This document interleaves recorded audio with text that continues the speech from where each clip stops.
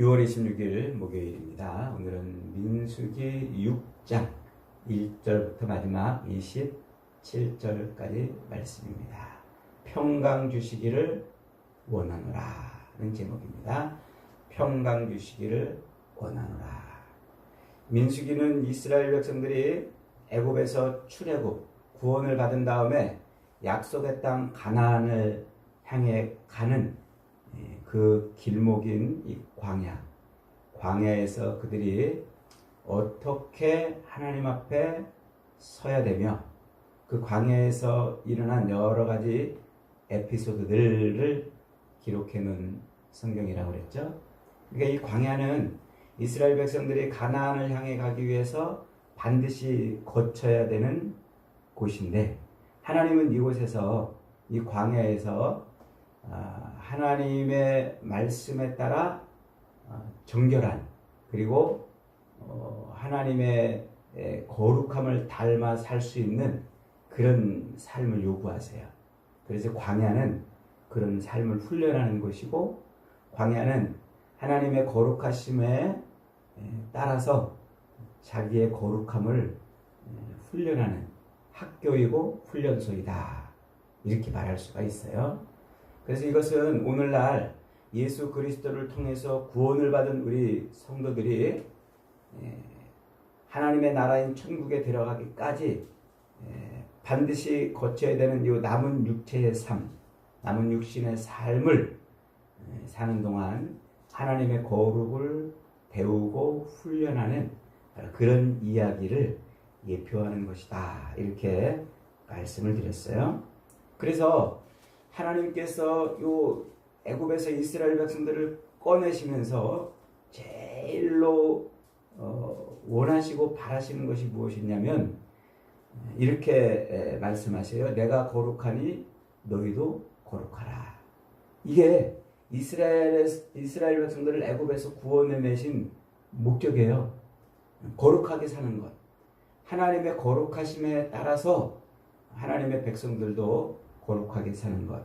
그것이 바로 하나님이 애굽에서 이스라엘 백성들을 건져내신 거예요.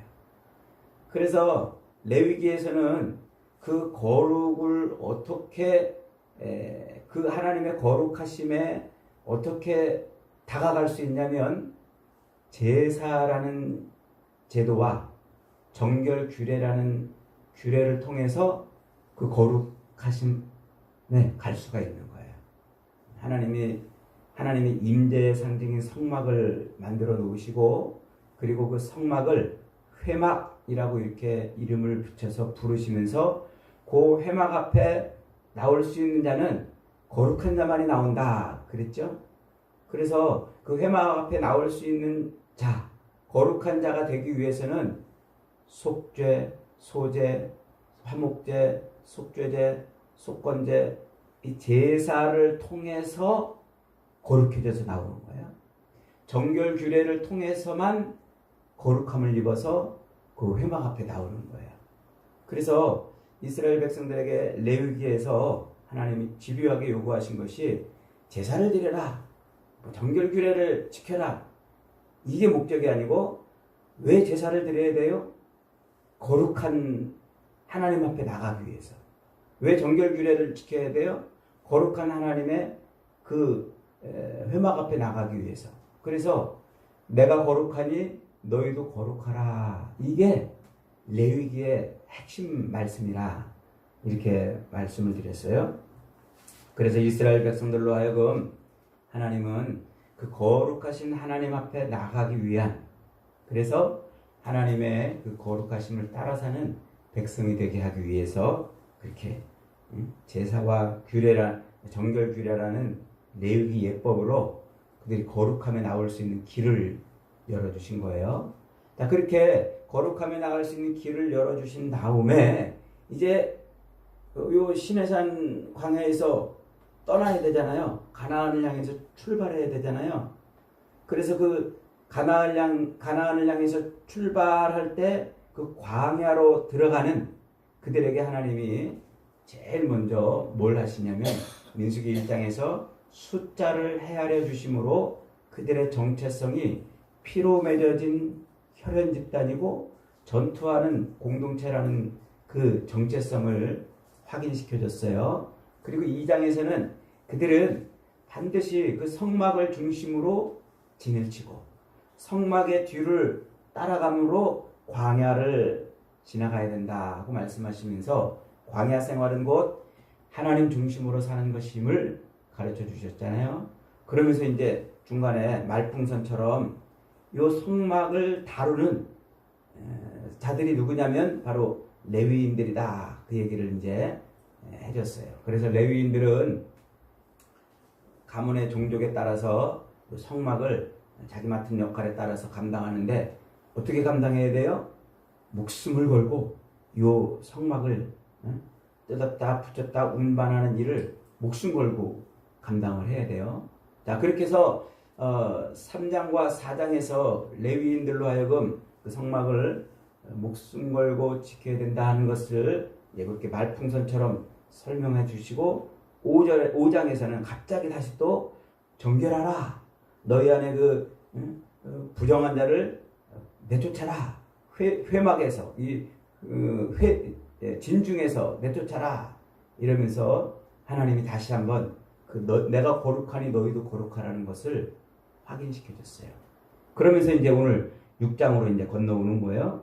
갑자기 이제 6장으로 건너와 가지고는 나실인의 규례가 나오니까 이제 사람들이 좀 헷갈려 하죠. 왜 갑자기 나실인이라는 걸 하나님이 요구하시나? 하나님이 애굽에서 이스라엘 백성들을 꺼내신 목적은 단순히 뭐 정치적이고 그런 어떤 이유 때문에 그런 것이 아니라고 그랬죠. 나는 너희 하나님이 되려고 너희를 애굽에서 인도하여 낸 여호와라. 내가 거룩하니 너희도 거룩하라 하는 요 레위기 11장 45절 말씀이 요게 하나님이 출애굽을 시킨 목적이라 그랬잖아요. 그러니까 어디를 향해 가야 되는 거예요?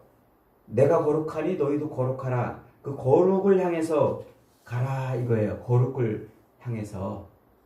그래서 그 거룩을 향해서 가는데 레위기에서는 이런 제사와 정결 규례를 통해서만 거룩을 향해 갈 수 있다.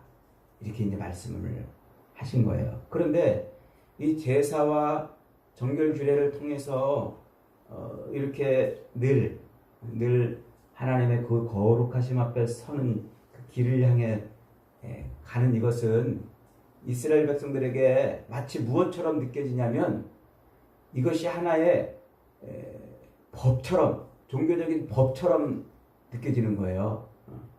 물론 법은 법인데 그들의 삶을 규제해가지고 안 하면은 안 되는 것처럼 그렇게 만들어 놓은 법으로만 이해가 되는 거예요.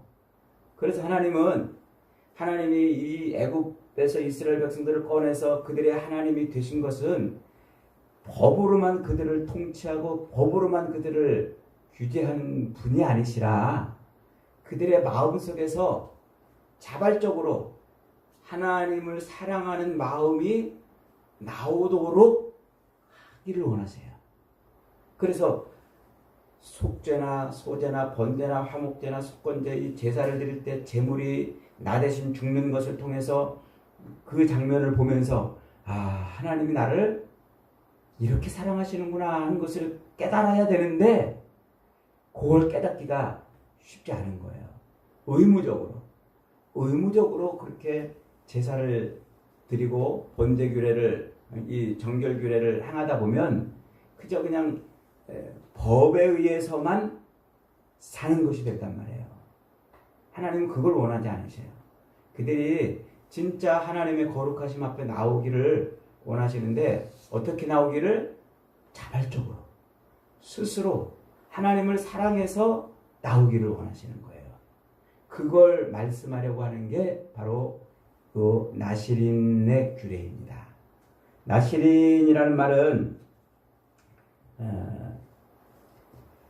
구별된 자 혹은 하나님 앞에 드려진 자 이런 의미예요.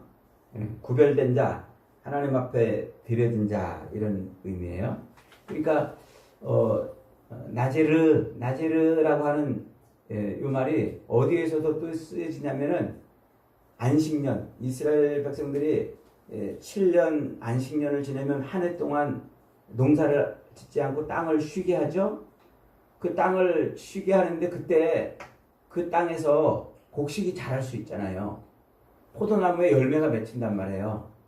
그때 하나님은 뭐라고 말하냐면 그 한 해 동안 농사를 멈추고 땅에서 알아서 자란 그 곡식들, 그 포도나무 열매를 뭐라고 지칭하냐면 나제르 이렇게 지칭해요. 이게 뭐예요? 그거는 하나님께 드려진 것이니까 건들지 말아라 이거거든요. 그 하나님께 드려졌다 하는 게 바로 나제르라는 의미예요. 드려졌다, 하나님께 드려졌다. 그 의미를 담은 게 지금 요 바로 나시린의 규례란 말이에요. 그러니까 하나님 앞에 누군가 저 하나님 앞에 저를 드리겠습니다 이렇게 서원을 하면 그가 나시린이 되는 거예요. 그래서 하나님이 베풀어 주신 은혜, 하나님이 자기를 구원해 주신 그 은혜에 감격해서 하나님 저를 하나님께 드리겠습니다 이렇게 서원을 하는 거예요. 그 서원은 법으로 하는 게 아니라 자원에서, 자기 마음의 자원에서 하도록 그렇게 말하고 있어요. 그래서 이 서원을 한 자는 이제 세 가지 중요한 규례가 있어요. 그 세 가지 중요한 규례가 뭐냐면, 첫째로는 포도나무와 포도 열매를 포도나무에서 난 것을 먹으면 안 돼요. 포도주나 포도 열매나 뭐 포도 씨나 포도 껍질이나 하여튼 포도나무에서 나온 걸 먹으면 안 돼요. 왜 포도나무냐? 이건 잘 모르겠어요. 명확하게 성경이 말하고 있지는 않아요. 아마 옛날에 노아 홍수 이후에 첫 번째로 내려와서 농사를 지은 그 포도나무를 먹고 포도 열매를 먹고 널브러져 가지고 부끄러움을 당했던 이제 그것 때문에 그런 것인지 잘 모르겠습니다만, 어쨌든 하나님은 내가 하나님 저 하나님께 드리겠습니다 라고 이렇게 자원해서 서원을 하면, 그래? 그러면 네 마음에 그렇게 나를 사랑하고 너를 하나님 앞에 드렸다는 그 표식으로, 첫째, 포도 열매를 먹지 말거라. 두 번째, 음주하지 말아라. 독한 식초나 독한 술 먹지 말아라. 세 번째, 머리를 깎지 말아라. 이거예요. 그러니까 포도나무를 먹는다는 것은, 포도나무 열매를 먹는다는 것은 성경에서 대체로 무엇을 표현하냐면 기쁨과 즐거움을 상징할 때 포도나무에서 난 것을 먹는다 이렇게 말해요. 그러니까 포도주를 마시는 것은 기쁨과 즐거움의 상징이에요. 그래서 가나의 혼인잔치에서 포도주가 떨어지니까 얼른 예수님한테 가가지고 포도주가 떨어졌다고 말하면서 그 기쁨과 즐거움의 잔치가 멈춰지지 않게 하잖아요. 그러니까 이 포도주나 포도즙을 먹지 않는 것은 내가 하나님 앞에 드려졌다는 표시로 자기의 기쁨과 자기의 유익을 구하는 삶을 안 한다, 이렇게 이해할 수가 있겠어요. 그 다음에 두 번째, 이제 독주, 술에 취하지 않는 거예요. 이것도 역시 마찬가지죠. 그 다음에 세 번째, 머리를 깎지 않는다는 것은 아주 분명한 외적인 표시예요. 딱 보는 순간 저 사람 나시린이구나, 저 사람 하나님 앞에 드려졌구나, 이렇게 알 수 있는 표식, 그런 표식을 삶에서 드러내거라 이렇게 말씀하는 거예요. 너 나한테 너를 드린다고? 그러면 나한테 너를 드렸다는 그 마음을 겉으로 이렇게 이런 행위를 통해서 보여주거라. 이게 나시린의 규례입니다. 그래서 이스라엘 백성들 중에 자기를 하나님 앞에 드리는 사람은, 자원해서 드리는 사람은 나시린으로 이렇게 서원을 할 수가 있어요. 그리고 서원의 기간은 한 달부터 약 30일부터 무한정 죽을 때까지든가, 아니면 1년이든가 아니면 3년이든가, 뭐 그 기간은 한 달 이상으로 아무 때나 이렇게 할 수 있어요. 정할 수 있었어요. 그 기간이 끝나면 이제 하나님은 속죄제와 화목제와 속건제를 통해서 하나님 앞에 그렇게 나실인으로서의 서원을 완수했다 하는 그런 의식을 치르게 함으로써 나실인의 규례를 정해 놓으신 것입니다. 자, 이렇게 지금 하나님이 광야를 행진하려고 준비 중에 있는 이 백성들에게 이 나실인의 규례를 선포함으로 인해서 지금 하나님이 원하시는 게 뭐냐면, 내가 거룩하니 너희도 거룩하라는 그것이 단순히 법으로만 규제된 것이 아니다. 이걸 지금 말씀하려는 거예요. 너희가 거룩하신 내 앞에 나와서 거룩한 삶을 사는 것은 내가 반드시 법으로만 규제한 것이 아닌 너희 마음속에서 자원해서 그렇게 거룩한 삶을 살고 싶어하는 마음이 나오기를 원하는 것이다 하는 거예요. 그래서 하나님은 자발적으로 그들이 하나님 앞에 자발적으로 그런 서원을 할 수 있게 기회를 주시는 것이죠. 그러니까 이 나실인의 규례는 모든 백성에게, 야, 너희들 나실인의 규례를 지켜라. 그 규례는 이러이러한 것이다. 이렇게 규정하지 않은 거예요. 레위기의 제사는 규정했잖아요. 정확하게 글로서 그렇게 명령으로서 규정을 해서 나오게 했지만, 이 나실인의 규례는 규정을 한 게 아니고 자원에서 마음속에 우러나서 그렇게 하도록 하는 것이란 말이에요. 그래서 이 거룩한 삶, 하나님의 그 거룩함 앞에 나오는 이 거룩한 삶의 본질은 외적인 어떤 강제적인 행위로서 되어지는 것이 아니라 마음으로부터 나오는 하나님에 대한 사랑의 표현이어야 한다는 거예요. 이게 하나님이 요구하시는 거룩의 모습인 거예요. 그러니까 하나님은 우리를 막 두드려 패서라도 거룩하게 하실 수 있는 분이잖아요. 우리가 애들을 키울 때 우리 마음에 들도록 막 매질을 하고 회초리를 들어서 때려서라도 우리 마음이 원하는 데까지 그 아이를 훈련시키고 훈육시킬 수 있어요. 그런데 하나님은 그렇게 하지 아니하시고 우리 마음에 정말 하나님을 닮아가고자 하는, 하나님의 그 거룩하심을 따라 살고자 하는 그런 마음이 솟구치게 만드는 거예요. 내가 거룩하니 너희도 거룩하라. 이 말은 회초리를 들어서 때려서 만드시겠다는 것이 아니고 우리 마음속에서 그 하나님을 사랑하는 마음이 솟구쳐 나오도록 하기 위한 것이다 하는 거예요. 그러니까 레위기에서 강조된 내가 거룩하니 너희도 거룩하라는 이 말씀은 단순히 도덕적인 행위의 완성이 아닌 하나님의 언약 안에서 하나님을 사랑하는 삶의 완성인 거예요. 그것이 광야를 살아가는 동안 이스라엘 백성들이 훈련해야 될 것들이었던 것입니다. 그래서 하나님께서는 이스라엘 백성들에게 행위로서 법으로 제한된 규정된 그 행위로서 거룩함에 이르는 것이 아니라 그 마음속에 하나님을 사랑하는 그 마음이 솟구쳐 올라와서 하나님, 저 하나님께 저를 드리겠습니다 라는 삶을 그렇게 살아내도록 요구를 하신 거예요. 그래서 민수기 6장이 끝에 뭐가 붙어 있어요? 제사장을 통한 백성들을 향한 하나님의 마음이 들어있어요. 그게 제사장들에게 백성들을 축복하라는 축복의 말씀이에요. 우리 24절부터 다시 한번 26 마지막 절까지 읽어봅니다. 시작. 여호와는 내게 복을 주시고 너를 지키시기를 원하며 여호와는 그의 얼굴을 내게 비추사 은혜 베푸시기를 원하며 여호와는 그 얼굴을 내게로 향하여 드사 평강 주시기를 원하노라 할지니라. 이게 하나님 마음인 거예요. 때려가지고 회초리로 그들을 거룩하게 만드시는 것이 아니라 그들이 자발적으로 하나님을 사랑하는 마음을 가짐으로 말미암아 하나님이 그들에게 복을 부어주시는 거예요.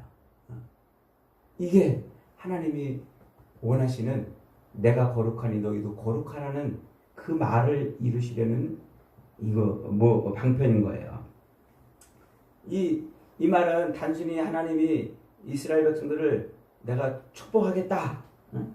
축복하겠다 하는 그런 말이 아니라, 그 정도의 말이 아니라, 그들 이스라엘 백성들을 구원해 내셔서 이루시려고 하는 하나님의 그 구원의 목적이 여기에 그대로 담아 있어요. 그게 뭐예요? 창세기 2장에서 천지 만물을 창조하시고 일곱째 날을 복주사 하나님의 안식한 그 안식이 바로 여기에 담겨 있어요. 그 안식이.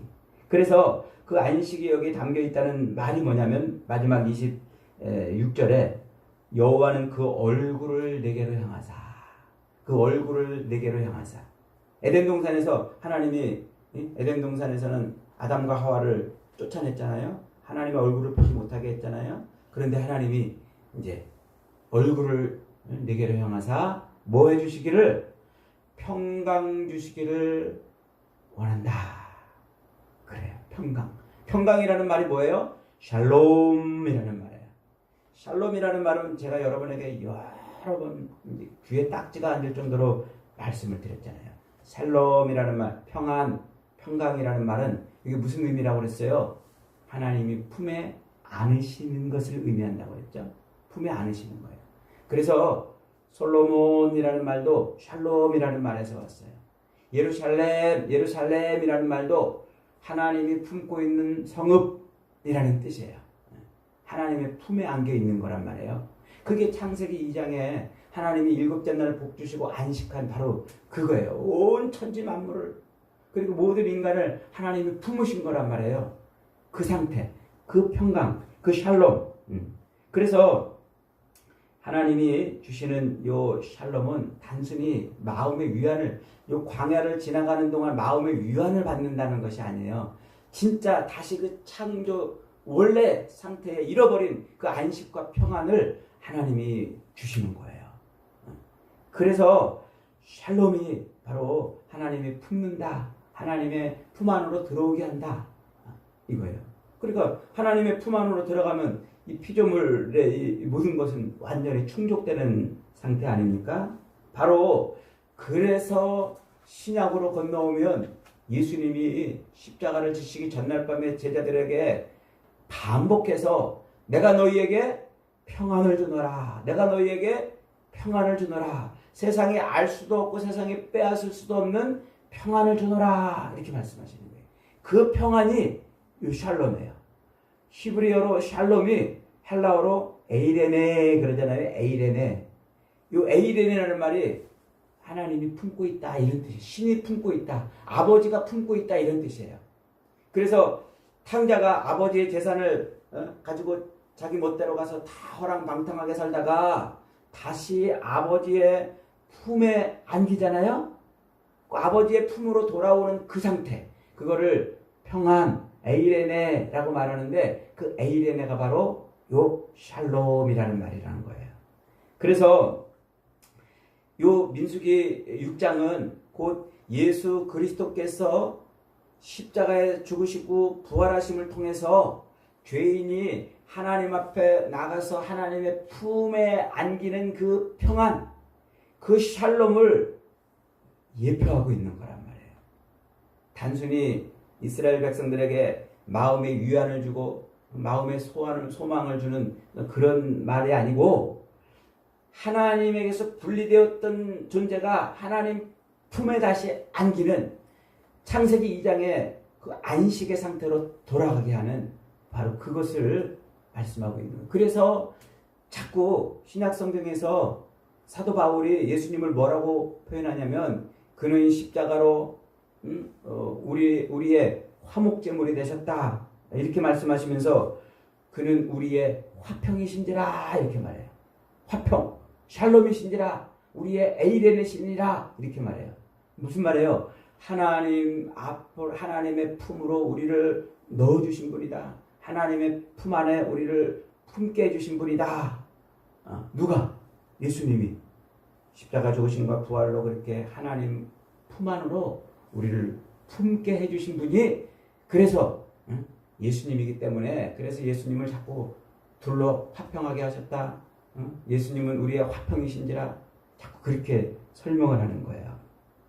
그러니까 민수기 6장 이 샬롬의 축복은 예수 그리스도를 통해서 성취될 바로 이 구속사의 사건을 예표하는 사건이고, 이게 바로 장차 완전히 도래할 새하늘과 새 땅에서의 완전한 샬롬, 그 완전한 샬롬을 바라보는 종말론적인 약속인 거예요.